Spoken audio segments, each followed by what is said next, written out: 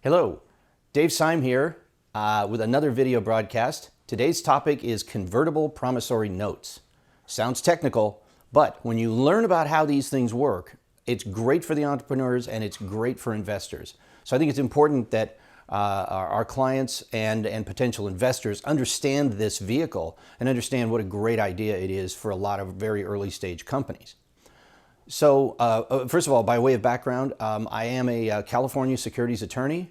I do have an MBA in finance, and I am a FINRA registered investment advisor. So let's go into sort of what a promissory note does. Here's the problem. A lot of our clients have a devoted fan club, customers that love them, investors that love them. They call them up and say, hey, how would you like to invest $100,000 in my company? And the investor says, sure, I'd love to. How do we do it? Am I buying stock? What am I doing?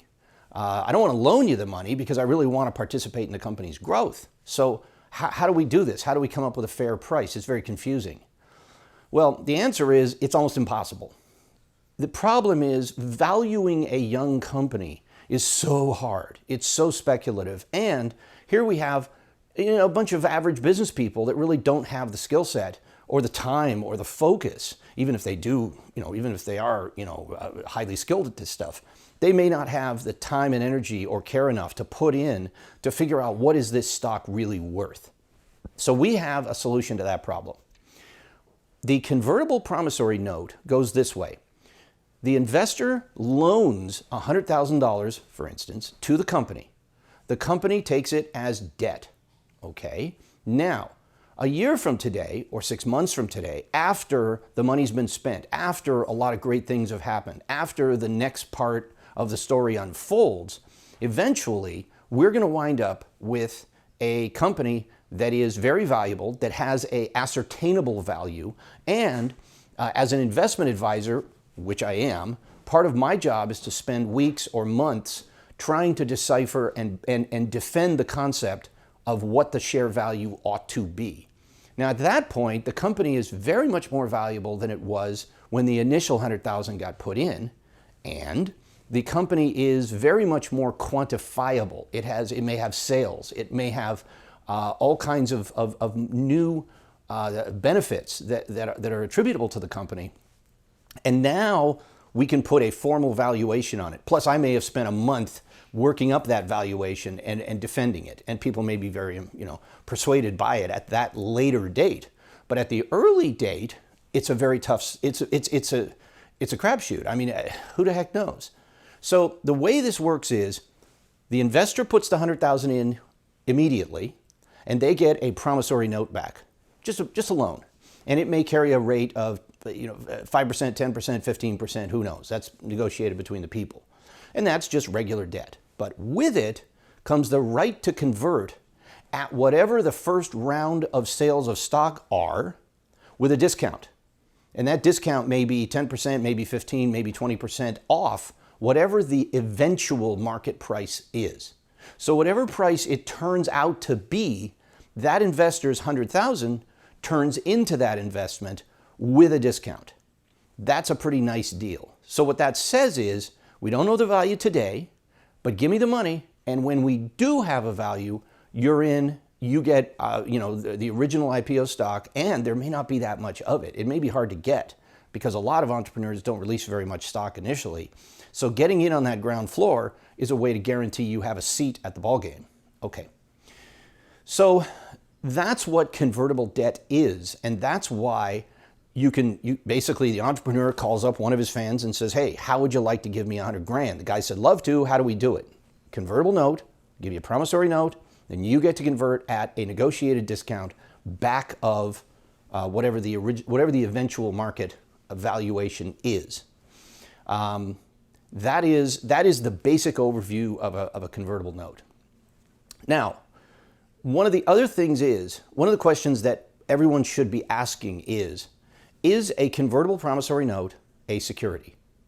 Well, that was a very hotly debated topic, and no less than the United States Supreme Court actually rendered a verdict on that And they said that, in fact, yes, it is. The Supreme Court said, look, we don't care what you call it. You can call it a bond, you can call it a promissory note, you can call it a stock, you can call it a duck if you want. We don't care. What we care about is what was the intent of the parties when they did the transaction.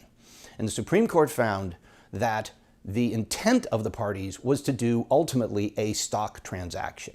You know, they asked the investor, if all you were doing was giving a loan and getting it paid back with interest, would you have done the deal? And the guy says, heck no. I wanted a piece of this company. I wanted to go for the ride. I wanted to become an owner. And the Supreme Court said, well, that's the intent that carries the day. Therefore, yes, it is a securities transaction. For that reason, we need to avail ourselves of one of the safe harbors, which is Reg D, typically 506, which permits us to sell a security, which this is, without registering the security. Now, that imposes upon us a few limitations. I'm not going to go into all of them, but the major one is it makes it so that only accredited investors can go ahead and make the investment.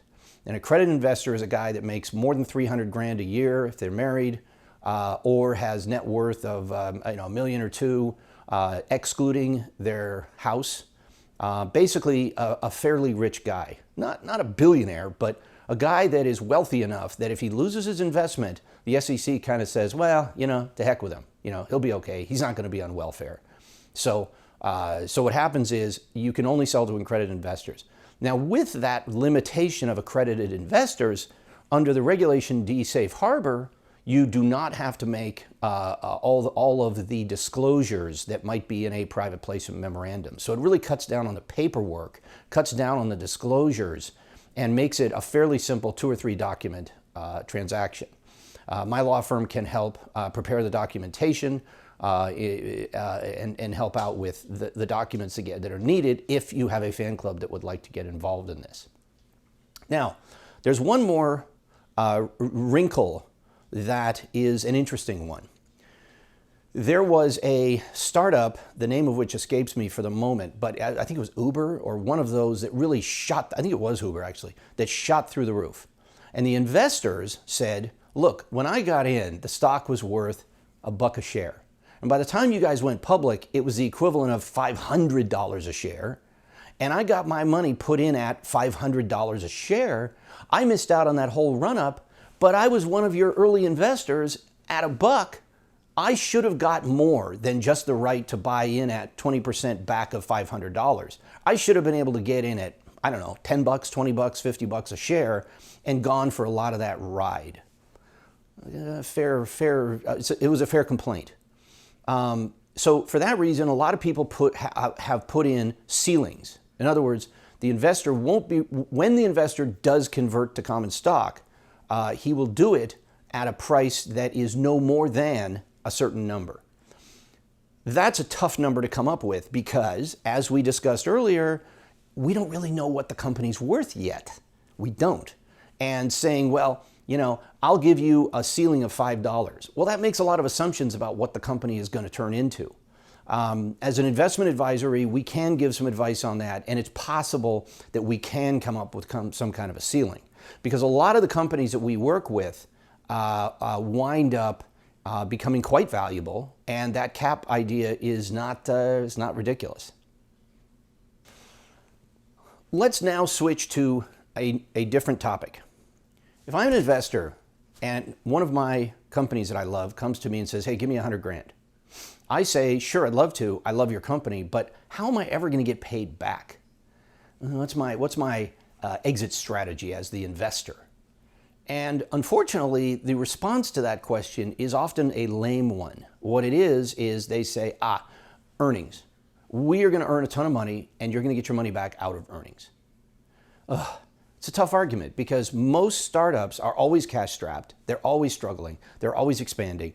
And there's never any money to pay back the investors. So now your money is trapped in a company that's not publicly traded. They're privately traded shares, which makes it hard to get rid of them. They have Rule 144 restrictions on them that say that you can only sell under certain circumstances, that you have to hold them a certain period of time. You can only sell to certain types of people. It's a tough sell with a privately held stock. I am affiliated with Tartan Capital Advisors, and one of the things that we do for our clients is we are in a position to actually take those companies public. We actually register the shares under some brand new securities rules that are much quicker, it takes like 90 days, much less expensive, costs like $500,000, and it's fairly easy to do. It's designed for small businesses. And what that does is, that says, hey, Mr. 100, okay, once again, I'll be the investor. Hey, Mr. Investor, your 100,000 is going to convert into common stock when the Regulation A plus go public occurs, and you're going to be sitting on publicly tradable stock. Now, how do you like it? Now you ask me, what's the exit strategy? The exit strategy is you got common stock, you can go sell it on over the counter or whatever. You can sell it through the market makers. It's registered for trading to non-accredited investors. Wow. And how long before that happens? About 90 days, 100 days, 120 days. Depends how long the audit takes. That's really the wild card in the process. Oh, so if I give you 100 grand, I'm going to be holding stock in about 6 months that, you know, given Rule 144 holding periods and that sort of thing, but fairly soon I will actually be allowed to sell it on the open market and get liquid again. That is correct. The next question I as an investor say, what assurances do I have that you really are going to go public? I love that idea. I love the go public. I love the liquidity. I love the exit strategy. How do I know you're actually going to get there? And the answer is, as the investment advisor, I and my group, Tartan Capital Advisors, are actually going to do the work to take the company out. We're actually going to take them public. They're going to go public because I say they're going to go public because I'm going to do the work. So a lot of the money that the investor is putting in is earmarked for the go public effort. So what do we know? We know that if the investor puts the money in, the company has pledged to put that money toward the go public, and that guarantees, essentially, you know, it virtually guarantees that the company will in fact go public as long as they continue to want to. Let me dispel one misconception that people still have. In the old days, the states had what's called a merit review. And the merit review said, we may or may not approve your stock for trading for sale to our state customers. In fact, Apple was denied in 12 states for the merit review. The new Regulation A+, which is brand new, it's only like a year or two old, has no state merit review. All it has is the federal review, which has state preemption, federal preemption. The states are knocked out of the game. You do not have to worry about the states, therefore you do not have to worry about the merit review. How good is that? So once again, if you pay your money, you get public. So let's take the chain of events. Entrepreneur calls investor, give me $100,000.